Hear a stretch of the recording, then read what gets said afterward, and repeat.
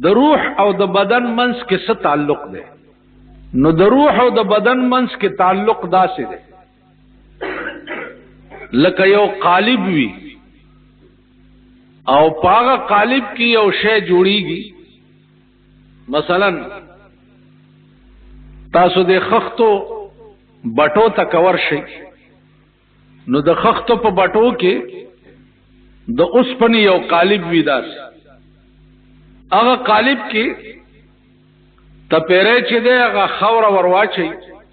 او بیا په د پاسه لاس تیر کی او قالب کې ثابته خخته جوړ شي او بیا واړی بیا بلا پکې واچي. نو د روح او د بدن منس کې داسې تعلق دی لکه قالب کې چې سړی خخته جوړي. روح ځان له یو مستقله ماده ده،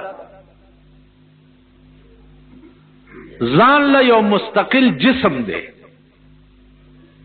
لکه خخته په قالب کې، نو دا خخته ځان له یو مستقل جسم دی او قالب ځان له شی دی. نو روح چې دی دا په دې بدن کې داسې شی دی لکه هغه خټه چې په قالب کې ورواچي، قالب نه چې خټه وباسي نو قالب تش پاتې شي.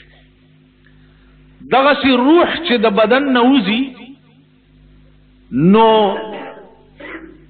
بدن تش قالب پاتې شي.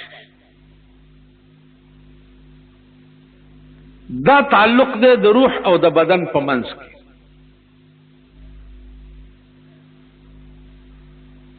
اوس بعض علما دا لیکي چې هر کله بدن به روح پاتې شي نو دې بدن ته په دې قبر کې د سزا او د جزا څه پته لګي. ځکه چې مونږ دا وایو چې په قبر کې عذابم سړی ته ملاويږي او په قبر کې نعمتونه هم سړی ته ملاوي. نور کله چې روح ته وته نو بدن به حصہ پاتې شو. چې بدن به حصہ پاتې شو نو دته د سزا او د جزا تمیز بڅنګ کی.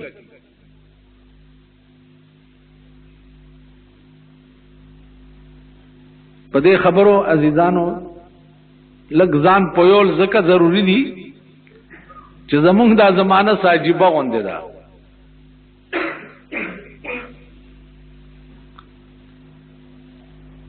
هغه بګوري چې قتل دړ نه مني او هغه به اوري چې اوریدل دړ نه مني. او بیا په پاکستان کې خو د دا قسم لعنتونو باران شوه.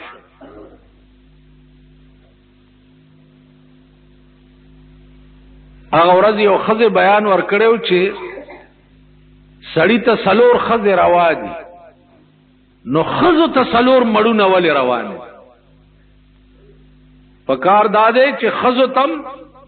سلور مړونه روان. ما یو درې الکانو ډېر تکړه هغه بیان ورکو چې بیبي مونږه غدرې الکان درته تیار یو سلورم ځان لبل مګورا. نو مالدا د نر بچیو دی خزلم داسې بیان ور پکار چې مونږ درې خو درته تیار یو او سلورم میړه ځان لبل مګورا. اوس په کوم ملک چې د خزو دا جرأت وي چې خزا وای چې ز سلور مړونه کوم، نو زمونږ استاد ټولو د پوزې غوسی شي چې په دغه ملک اوسي او دې ته مونږ ملک وایو او دې ته مونږ وطن وایو. چې خزا دا جرأت کوي چې ز سلور مړونه کوم.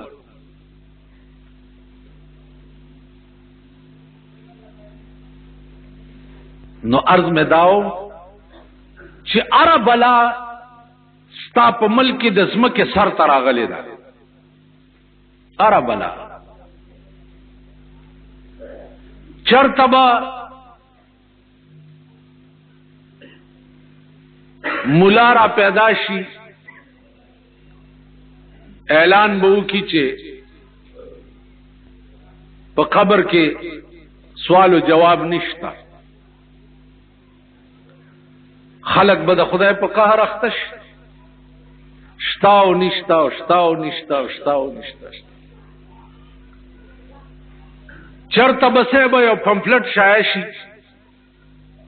چې رسول الله صلی الله علیه وسلم په قبر کې ژوندې نه دی، خلق بدر په در ګرځي، مولیانو پسې چاله راشي، شریعت ته او مناظره دا او پلان دی.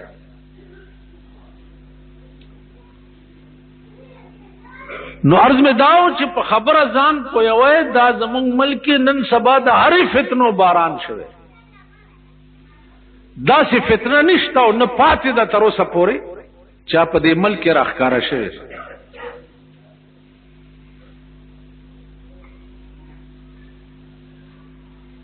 سوال داو چې د روح او د قبر منځ کې تعلق څه دی؟ نو پدې باندې که علامہ ابن قیم نه پوئیږي، پدې باندې که مولانا اشرف علی تھانوی نه پوئیږي،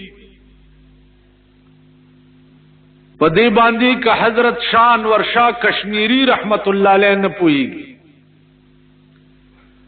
پدې باندې که شیخ الہند مولانا محمود الحسن نه پوئیږي، پدې باندې کا مفتی ہند مفتی کفایت اللہ نه پوئیږي، پدې باندې کا حافظ ابن حجر نه پوئیږي، پدې باندې کا علامہ قسطلانی نه پوئیږي، پدې باندې کا علامہ عینی نه پوئیږي،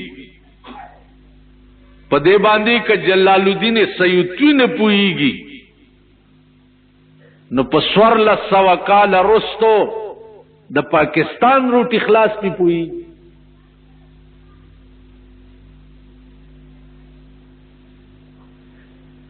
دا خلق پی پوئی. په حیات د رسول الله صلی الله علیه وسلم باندې کدا خلق نه پوئږي، نو مونږ غوندي کو سړپ چې دی هغه په دې باندې پوي. بیا قرآن نرستو دویمه درجه کې امام بخاری رحمت الله علیه تیر شوی. امام بخاری شپږوشل کال رستو د جناب رسول الله صلی الله علیه وسلم نه تیر شوه ده او هغه تقریبا 19,000 حدیث په بخاری کې راجمع کړي.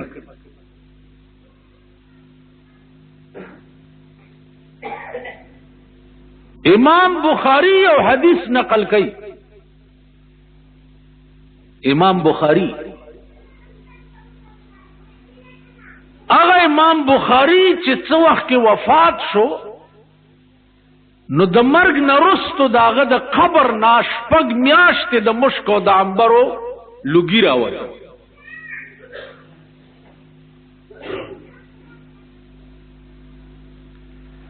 بیا په دغه امام بخاری یو حدیث نقل کړی دی. شاہ انور شاہ کشمیری رحمت اللہ علیہ فرمایلی دی چې دې کې پلانې راوی چې ده عند المحدثین قوی نو، لیکن قبره یفوح حین دفنا، چې څو وخت کې ده خخیده او لحد ته کوس کړو سړونو د قبر نه وړاندې نه خوشبویه راووته. دا په سترګو لیدلې شوي څیزونه دي.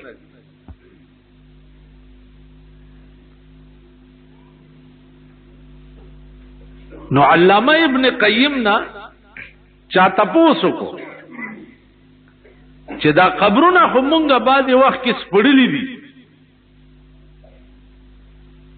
او لاندې پکې وګورو اډوکی پکې پراتی یا پکې مړې پروتي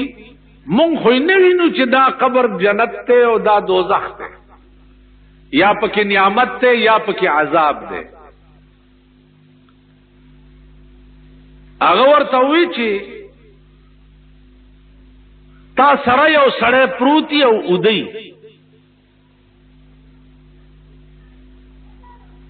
او هغه سړی په خوب کې پولاو خوري چرګان خوري فروټ میوه خوري تا ته پته لګي تا سره وده ده او هغه په خوب کې لګیا دی میوه او چرګان او پولاونه خوري تا ته پته لګي ویل نه ویل چې تا سره پروت ته هغه لګیا دی چرګان خوري او تا ته پته نه لګي نو چې تا نه بل عالم ته تللی دی د هغه د نعمت تا ته څه پته لګي دی تاسو خیال راغلی عالم برزخ خو یو حائل دی د قیامت او د دنیا په منځ کې نو هغه بل عالم دی نو د بل عالم د نعمت او د غیر نعمت تا ته څه پته لګي دی بل دا چې داغي جواب پیغمبر ډیر خوانناک کړي په یو دو قبرونو تیر شو او وی فرمایل چې اے صحابه هما يعذبان دا دواړه مړي په سخت عذاب کې گرفتار دي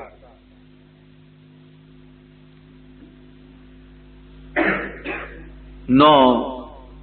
لیکن وما يعذبان فی کبیر گناہ سلو یا نوا لیکن خدای رانی ولی نو د قجور یو ډکه راوړو چې ډکه راوړو نو هغه نیم ډکه چې ده اپ یو قبر وټمبلو او نیمه په بل قبر وټمبلو او وی فرمایل چې دا شین ډکه چې ده دا د خدای ثنا وای چې ترسو دا ډکه شین وی نو په دې مړو به عذاب معافي یا رسول الله دوی څه عمل کول صحابه ته وی چې کته دې یاري نه وي چې بیا به تاسو مړی د خخوي نو ما به خدای ته سوال کړی وي چې د دې قبر کشف درته کړی وي او دا مړی په خپل لیدلې وي چې دا خدای په څنګه عذاب کې گرفتار کړي او بیا به تاسو مړی نه خخوي چې د ځمکې لاندې دا بلا دا یو مړی چې د بتشي متیازي چې وکړي نو او 10 به نه وچولو نو د تشو متیازو د ساس کو نه ځان بچ نه ساتلو نو د مرګ نه رستو الله په دې عذاب راځي او بیا دا حدیثو فرمایلو چې استنزهوا من البول فإن عامة عذاب القبر منه تاسو د تشو متیازو د ساس کو نه ځان بچ ساتئ ځکه چې د قبر عذاب چې ده ا د تشو متیازو د ساس کو نه جوړي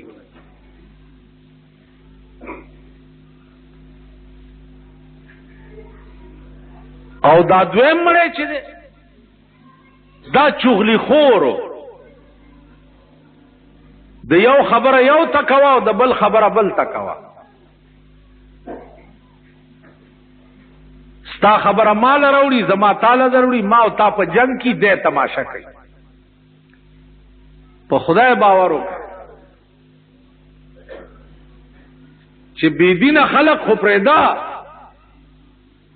دا عادت په منځګزارو کې دی دا ډېر ډېر منځونه چې کوي په دوی کې دا عادت ته چې د یو خبره یو وړي او د بل بل په جمعات کې به وخت سره غوږ جنگي او درته وې پلانې خو خبر نه دا تا په صدا دی نو دا شیطانت دی شیطانت وای دی تا چې ما یو خبره کړی او ته یو څه وغه سړی ته ورسه ورته وکي دې ته شیطانت او دې ته غیبت وای چې کړی می وی او ته ورته وای چې نه می کړی او وی هغه ته بهتان وای نو نن په دې شیطانت کې منځګزار مبتلا اسه و په دې خوشفهمۍ کې مبتلا کیږي چې مونږه منځونه کو نور کا پخروس وریګم خیر په دې خوشفهمو کې مبتلا کیږي. دغه منځونه به زولنی وي او زمونږ د مړای تبه پرتی وي. دغه منځونه ځکه چې د منځ کار څه دی؟ د منځ کار دا دی چې سړی د ګناه نه بچ کی.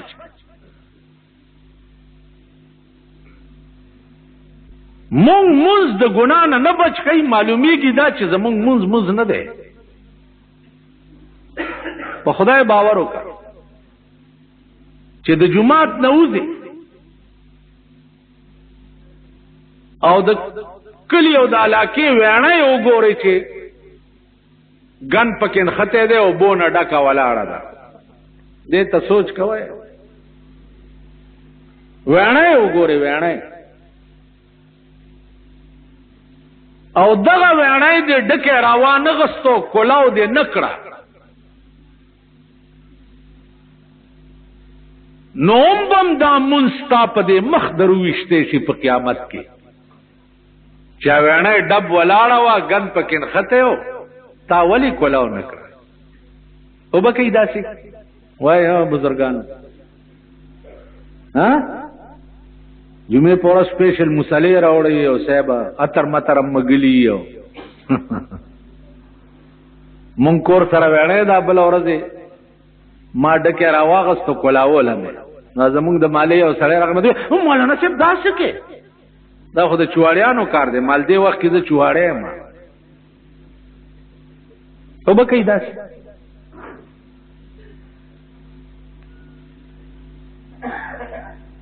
چې دا مو نه کړه نو هم په تمه کېږه ما غر کې و داسې څوک چې دا کار یې کړی دی او مولانا حسین احمد مدنی رحمه الله تعالی و تبارک د دیوبند لوی شیخ الحدیث د جنگ آزادی لوی سالار د شیخ الهند سره په مالټا کې لوی قیدی د ریل گاڑی په ډبه کې روان دی په ډبه کې ټټای وی ټټای نو یو سړی تموتیازه ورله هغه سړی هندو چې ټټای تننه وته نو ټټای کې څوک په دستونو تله او ټوله ټټای ګندا و نو بیا زر راوت مولانا مدنی تے تپوسو کو چھے بھائی کیوں آپ جلدی نکل آئے ویچے وہ پاخانہ بہت گندا ہے نو چا ہندو کینا استو ڈاڈا واچولا نو مولانا مدنی پر ڈبا کی آگا دا سگریٹو ڈبی غرزیدلیو آئے راٹول کرا چا غیر راٹول کرا نو دننا ٹٹائے تننا و تو ٹولا ٹٹائے پاگا ڈبو باندے صفا کرا چې صفا کړه نو بیا راغی هغه هندو ته وای چې ابھی آپ جائیں پاخانہ صاف ہو گیا وہ چې کیسے صاف ہو گیا وہ کوئی اللہ کا بندہ آن کر صاف کر گیا هندو پوه شو چې دام دکړي هندو چې ټټای تلاړو چې ګوري ټټای صفا شوی دا متیاز یو کړي راوته په لار ته تپوس کوي ته سو کې دا او زما حسین احمد نامه دا پاریل په ډبه کې هندو ویلي چې لا اله الا الله محمد رسول الله. مولانا حسین احمد مدنی غوندې سړی هندو ته ټټای صفا کوي. تاسو بداو کوي پلار کې کانه پروت ار یو سړی چې په تیرېږي تخپا واړی یو تیر شي دا څنګه کوي چې دا لاس اوچت کیو یو طرف ته کی چې څوک په ټوکر ونو نو عزیزانو عرض میں داو چې په یو شی اعتماد مکوا. حج دیو کوراله بزرگ شوي منز دیو کو رواتي جمعات نه صاحبہ نظام الدین اولیاء در نه جوړ شو. نه نه یو خبره براګیر شي په یو خبره اور څه بدی کړی په یو نقطه کې براګیر شي. یو نقطه جی منځونه مې کړی دا او بچی جمعه تړالې دي استنجا په ځای کې چا غول کړی تا ولید تا پکار څو چوبه در اغسته و پیاړولې دی او زید صفا کړي نو ته صاحب طالبانو ته پکندل راشي غلم کړی دي دا مونږ گزار دي دغه نه مولیان په اور کې پراته دا ډېر منځونه چې کوي کنه لکه تسبلاواله پوزی ګنده دي ډکیږي او تشیږي نه نه ار یو سړی چې نه وځي یو جمعات ګندې جارو راوالی تو جمعات صفا. جناب محمد رسول الله صلی الله علیه وسلم کور ته براغه کله کله چیلې به پخپله ولشله سبزی به پخپله صفا کوله. یو ورځ کدو لګیا دی غوسې نره نره غوسې تپوس ته یو شي دومره نره ولی غوسوي وی نره ځکه غوسوم چې لګه خوروا پو کیو کو مونږ به مخرو دی گاوند کې بم لګا لګا ترکاری ور گاوند کې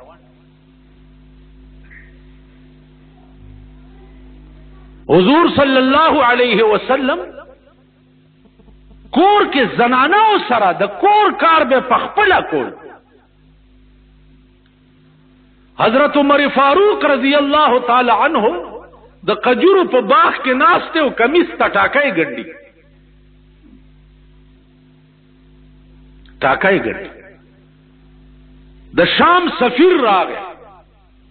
دا چې ورته ولاړ دی لري نه او د ډېر روب نه نږدې نه ورته عمر فاروق ورته وی تعال لا تخف رضا ولی یری نو کمیس ته ټاکای ګنډي پخپلا امیر المؤمنین دی او کمیس ته ټاکای ګنډي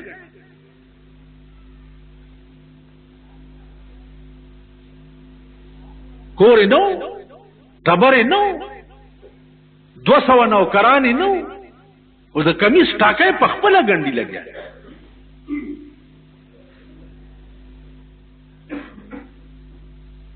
اغه سفیر ورته وی چې په خدای مې دې قسمی چې د کم قوم داسې راهنماوي داسې راهنما قوم به تر قیامت پورې ذلیل نشي. نامه او جامع ته دی وګورو کمیس ته په خپل ټاکای ګنډې لګیا په دې نفس مرشي نفس او چې نفس دی نه مړ ستا بیړی دا غپلار او د نکم تبا دا کور دی وران دی او نفس به دی علمړ کیږي چې مخامخ در باندې څوک متیازي وکي او تو ورته دعا وکي متیازي در باندې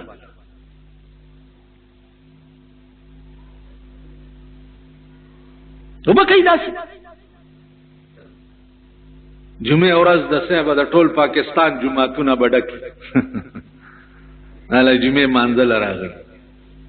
داسې به وکړي مونږ به داسې زه به وکړم په ما به زه روان یم او ته به په ما متیازې وکړې خدای راستي چې بټکي دې مړ کړم متیازې در باندې جامع میں دی پلیتی کی زمونز گزار ما منز کو در رسول اللہ نلوی منز گزار چوکو ہوئی وہ چوکی اب پیداشی یهودن خزی با پی خزل را غرزولی چې د سار مانزه ته بتلو 2 ورځې په خزل بند شوي نو پیغمبر کور ته تپوس ته ورغو چې بیبي سره مې 2 ورځ د چې ملاقات نه دی شوی خزل به تیرا غرزول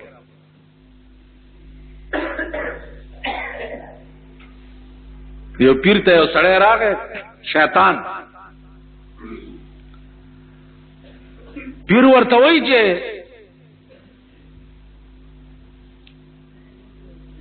یو مسله راته وکا شیطان ورته وایي چې پیر صاحب زما مسلې څه دي خو ټولې خلک گمراه کول دي هغه ورته چې خدای څوک نه گمراه کړي ته نشي کولای خو نن می شوق دی چې د شیطان نم یو مسله واور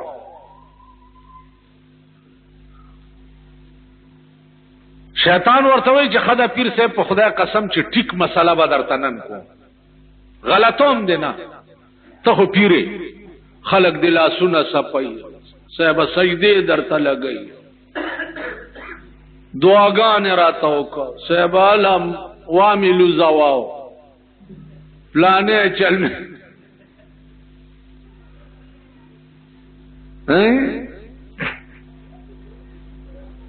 زمونږ د ملک چې چرته غټ مړی وشي نو غټ مولا ولا راغواړي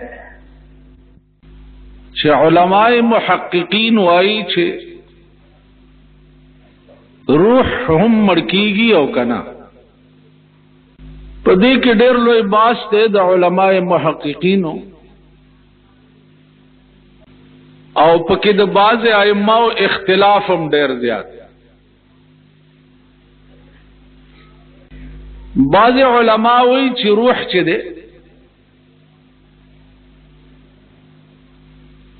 دا هم مړکیږي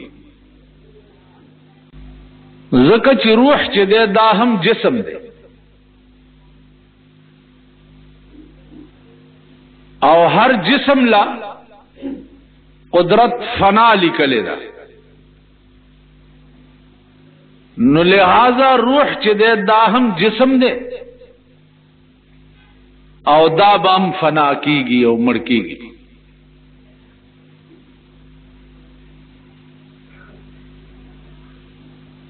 د دې علماء دلیل دا دی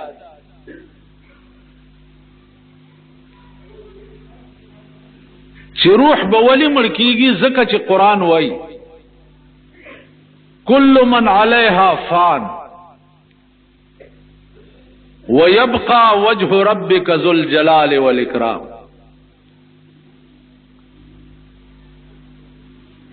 ہر شے بفنا کی نو لہذا روح چے دے دا ہم شے دے نو دا بم فنا کی بل زی راضی چے کل شیئن حالکن الا وجہ ہر شے چے دے دا بہلاک الا وجہ مگر صرف ذات دا پروردگار عالم چے دے دا باقی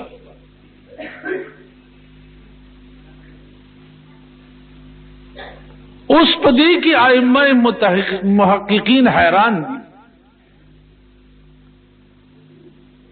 چے دا روح چے دے دا با کم ٹیم کی مڑکی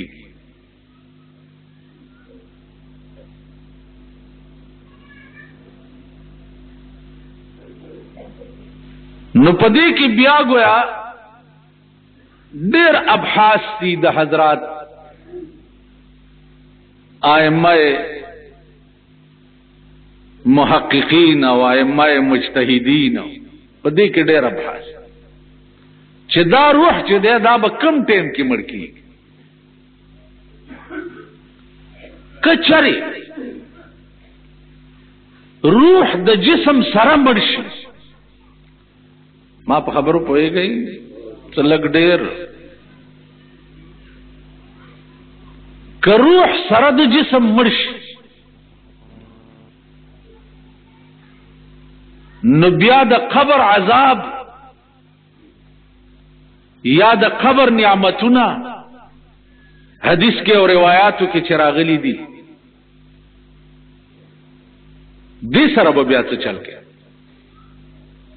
زکه چې جسم هم فنا شو او روح هم ور سره فنا شو، نو بیا قبر چې ده روضه من ریاض الجنه روایت کې راځي یا حفره من حفر النار راځي، بیا څه معنا شو؟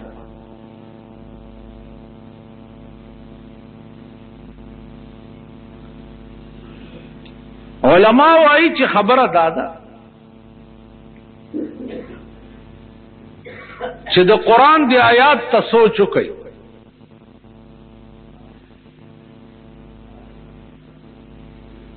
قران وايي چې کل من علیها، دی الفاظو ته ګوري. اوس په دې علماء یا طالبان حضرات یا دا خلق پويږي چې کل حرف سور دی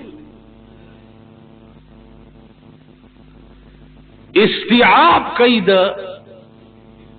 هغه اشیاء چې کم په دې من کې دي.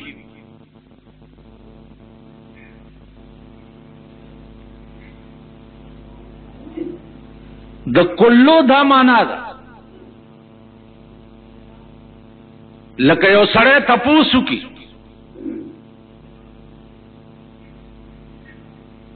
چې هل فی هذه المسجد نساء، آیا په دې جماعت کې ښځه شته؟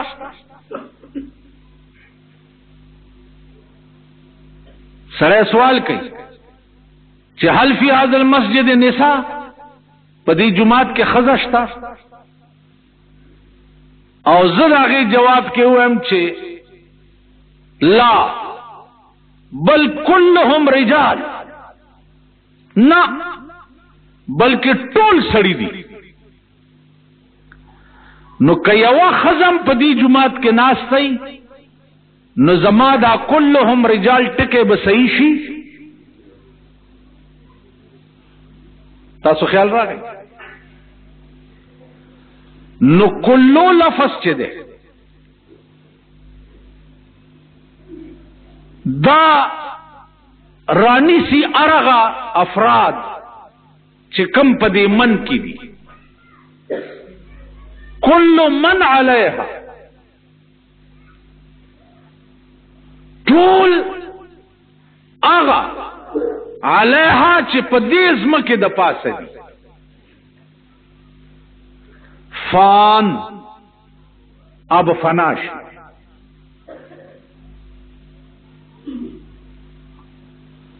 نو علماء وی چې دا قرآن دا الفاظ چې دي دینا مراد د ځمکې د پاسه څومره اشیاء چې دي دا به ټول فنا شي،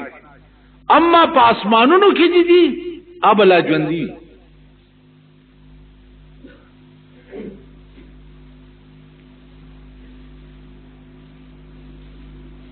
بیا پیدا اعتراض چې د اسمانونو خلق چې ته ژوندي ومني نو ويبقى وجه ربك ذو الجلال والاکرام سره به څه چل کوي؟ د کل من علیها فان خدا معنا چې پزمکه سګوره دا به ټول فنا شي. نو ويبقى وجه ربك ذو الجلال والاکرام د دې الفاظو نه خدا معلومیږي چې اس شی به ژوندې پاتې نشي، ټول به فنا شي. علما گویا د دې تطبیق کوي چې خبره دا ده چې قیامت به برپا کیږي په دې ځمکه باندې. نو قیامت به الا برپا کیږي چې د ځمکه ورتاول برابر کی، نو ځمکه به برابرېږي الا چې اسرافیل علیہ السلام په شپېلۍ کې پوکې وکي، نو دا د ځمکې د پاسه ټول اشیاء چې دي دا به ځای په ځای مړ شي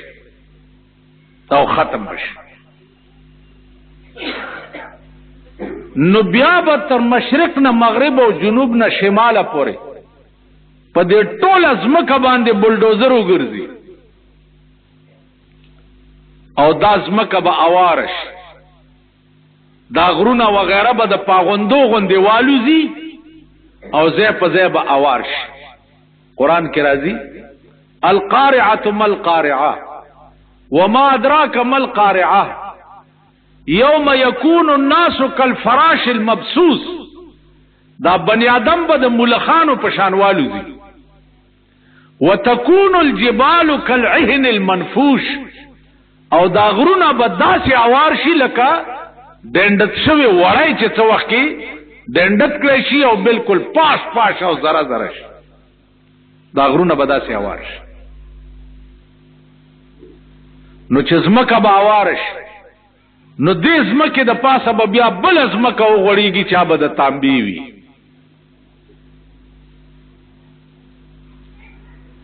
چې د تانبې ځمکه پې وغوړېږي څه وخت کې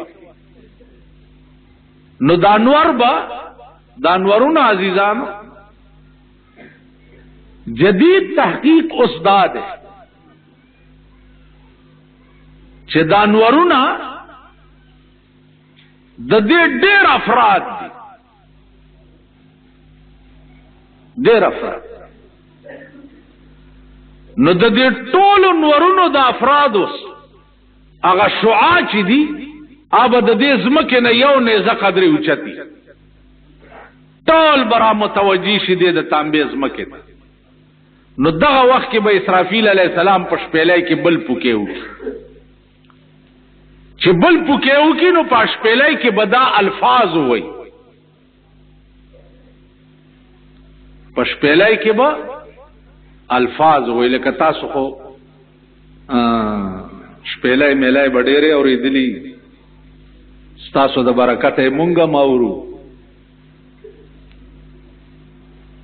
که نه جي. نو په شپېلی کې بعضې وخت کې یو غزل چې سړی په ژبه وایي نو هغه غزل بیا په شپېلی کې هم وایي. هغه غزل بیا په باجا او رباب کې هم وایي. په دې خو پوهېږئ که نه خو تاسو کور وکلی دی تاسو خیال راغی.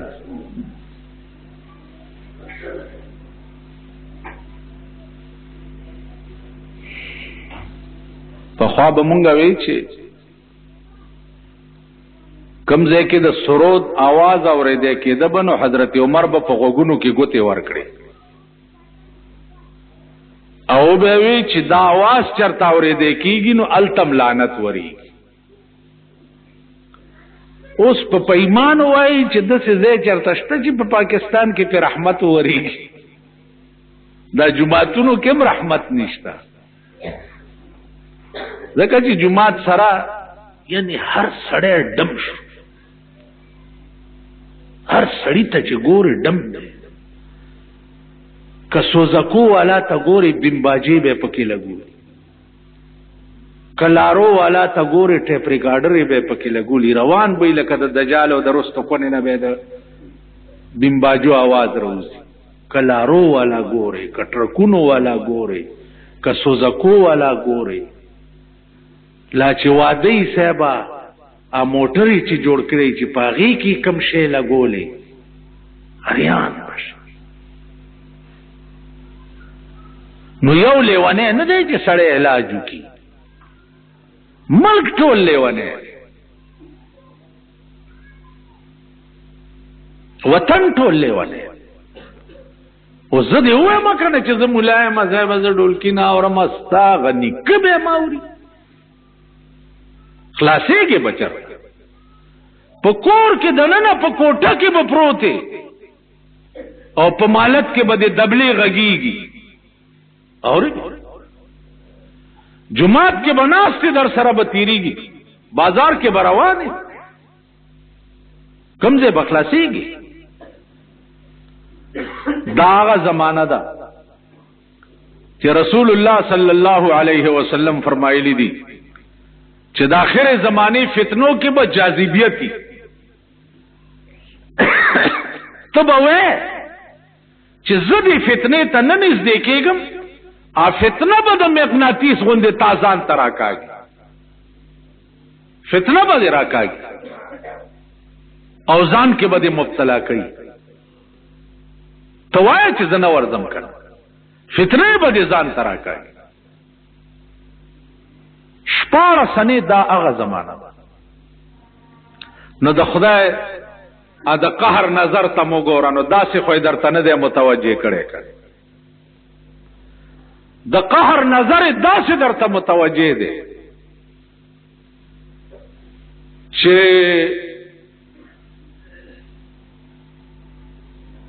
پرانا ورځ لوټ شي،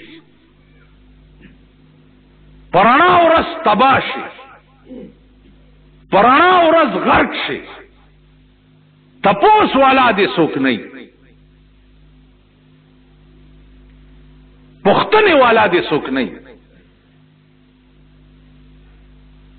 نو د الله د قهر ټول نظرونه چې دي آنن ستا ملک ته متوجه. ایس شے محفوظ نشته، کور محفوظ نه ده، ځان محفوظ نه ده، مال محفوظ نه ده، دکان محفوظ نه ده، اولاد محفوظ نه ده.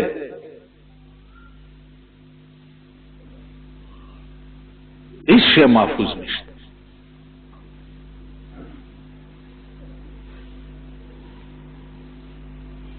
ته ماته وایه چې د حکومت موټر ورلسی پکې لګېدلی او سړی پې راشه او د حکومت موټر بوزه او تر اوسه پتم نه لګي، نو کمال دی د دې ملک که نه؟ ورلس پکې لګېدلی دي.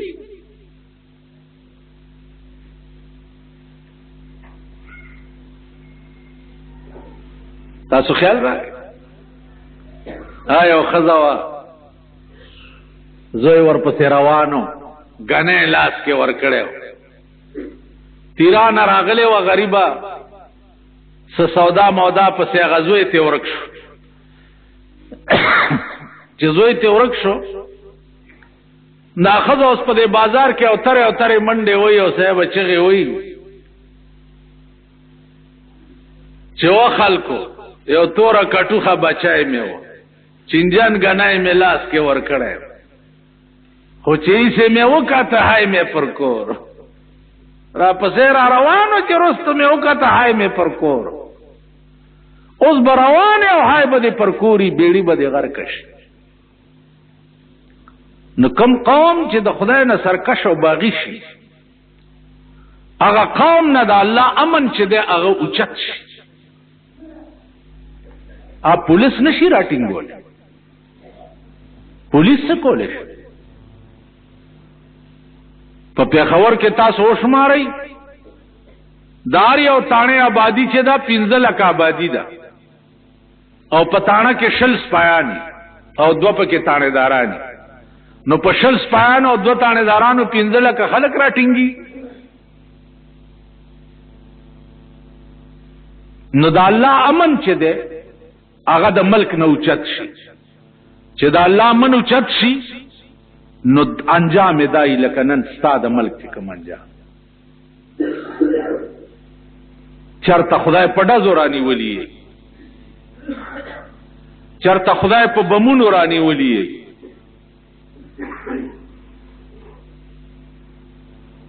چرته خدای په ډاکو رانیولي، چرته خدای په غلو رانیولي، پرنګ رنګ راګر کړي، پرنګ رنګ. او نور به ګورئ ان شاء الله العزیز، نور به ګورئ. دا قوم به د ځان تماشې کوي، قوم ته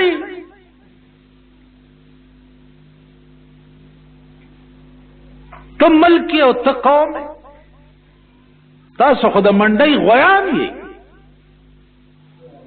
25 لکه روپۍ یو ممبر ته د صوبایي میلاو شوي دي.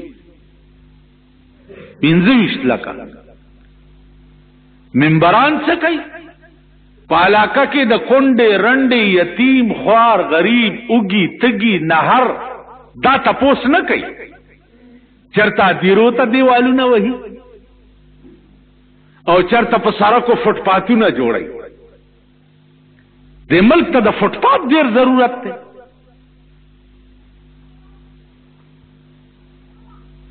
په کوارټ روډ ګوره فټپاتونه جوړیږي. فټپاتونو په غاړه دکانداران دي، هغه دکاندارانو فټپاتونه قبضه کړه، چا ورته اوسپنې راایستې دي او چا پې کرسۍ چولې دي او چا پې ټیمان ایښي دي او چا پې ډرمونه ایښي دي او نه په فټپات څوک تېرېږي او نه څه کېږي. مطلب په فټپات کې څه دی؟ مطلب پکې دا دی چې په ټیکه یې ورکړي نو ټیکهدار د کمې پاټۍ سړی دی او چې دا چا ورکړه ده پکې کومه غوا لنګه کړې ده خپله. دې ملک ته د فټپات ضرورت. نو نن ستاسو د ممبرانو مبارکو 25 लाख روپۍ چې دي د سړک په فټپاتونو لګي. تو وایه په ایمان چې یو سړی اوږیم دی د 3 ورځو نهر دی او ته ورته وایې چې راشه که نه څنګه ښه سړک مې دله جوړ کړو، به ورته وایي چې خدای دې کور لوټې لوټې کا، ماله د څه ضرورت دی او ته جوړی راته څه شی، ماله د روټۍ ضرورت دی، زه د لوږې مرمه او ته ما ته فټپاتونه جوړی.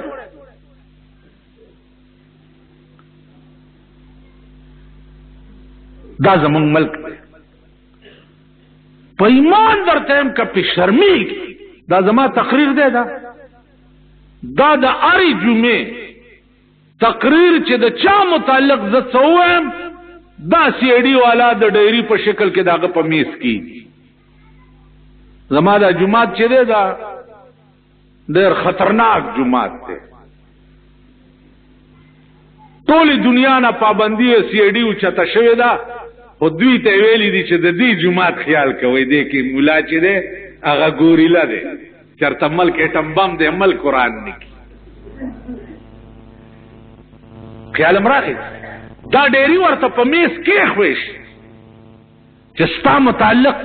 دا خبرې شوي دي. والله که مړه خوا د بې شرم د دې لوی او د سماتي په ځای ونه زرغونه شوه، چا ورته ویل دا ونه دې په کوم ځای وشوه،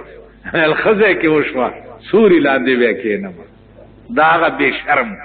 هغه بې حیا او بې غیرت په خبره نه شرمېږي او نه پې پوهېږي. اصیل او شریف سړی چې هغه د سترګو په اشاره پوه شي، یو نقص چې ورته وښی فوراً هغه ته انتباه وشي چې یاره ما ته دا کار نه دي کول پکار، ځکه چې په دې زه شرمېږم. دوی پسې شرمېږم. د دوی غرض خېټې ډکول، خپل کورونه جوړول او مازیګر کې خپلې ښځې ګرځول. دا ستا د ملک پیشه ده او دا ستا د ملک رواج.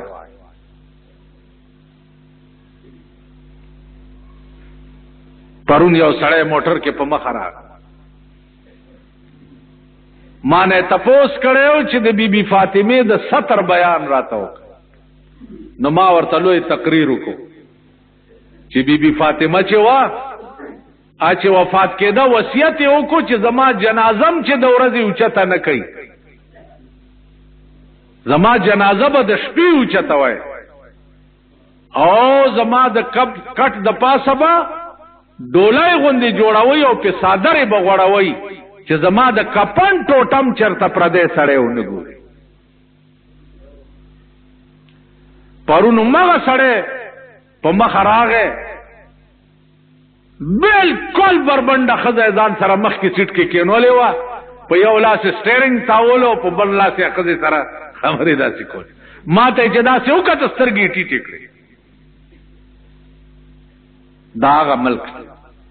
او دا هغه قوم دی. نو عزیزانو عرض مې دا و چې د خدای په لوی کرم به کېږي، په عقل ګرانه ده زما د اشنا مینه. دا د روح باس ما ستاسو مخکې چې شروع کړی دی، په دې دا طالبان وغیرہ که دلته راځي دا پې پوهېږي، نور تاسو په دې ډنګ نه یي چې روح څه ته وایي او زی به کوم طرف ته او ما سره به څه چل کېږي. او خیال دې راغی که نه؟ تاسو هغه زمونږ یو نیکه کېده هغه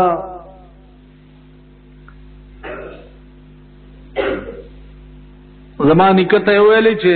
موږ د نیکه ورو هغه ته وی چې زه چیلا کېږم هغه ورته چې بس چیلې میلې پرېدا خو جمعات کې کېنه وظیفه کوا وی چې نه مال کوټه جوړه کړي زه چیلا کېږم کوټه ولا جوړ کړه سورځ چیلا کېږي ول سلوي خورځ به کوټه کې چیلا ورننه وته چې ورننه وته نو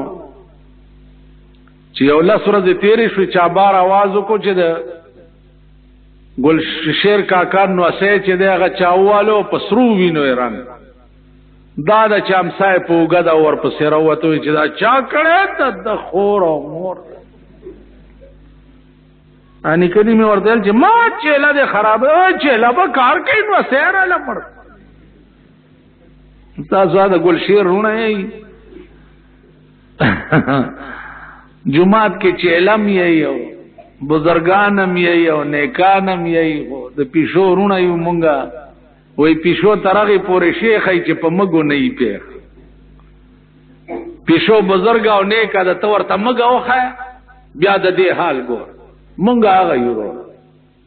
خدای پراستای چې او انم دا سپاو د بل اخلم ځان توایما نم دا سپاو د بل اخلم ځان توایم خپنشی کمنم واغستستا نم داستاو دبل اخلم زان توایم خپنشی کمنم واغستستا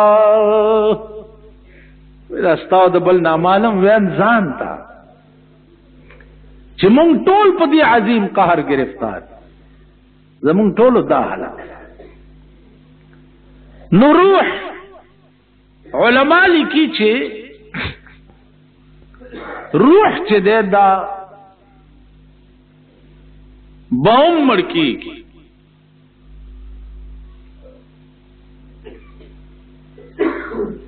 خو کلا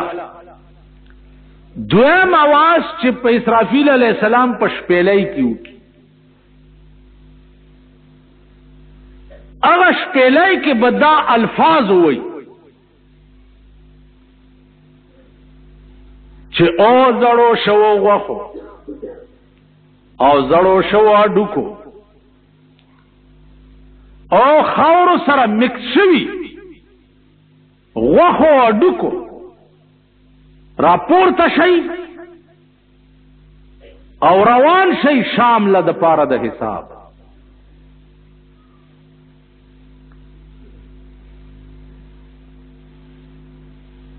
علماء لیکي چې د ازمکه نه به ټول ذرات راوالوزي په دې ازمکه چې څومره بنی آدم تیر شوی دي نو د هر سړي د بدن اجزا چې ارزه ته په خاورو کې تلی راغلي آب سره خپلو کې مرکب شي او جسم به مکمل او کمپلیټ شي او روان بشي شام ته پاره دی دا به څنګه کی دا ګران کار قرآن ویلی دی دا بداسی کیوش لا اقسم بیوم القیامت ولا اقسم بالنفس اللوامہ ایحسب الانسان ان لن نجمع عظاما سورت قیامہ کی اگو رہی ایحسب الانسان ان لن نجمع عظاما الله وی انسان دا ګمان کوي چې زده دا اډو کې به بیا زرا جمع نکما دا ګمان کوي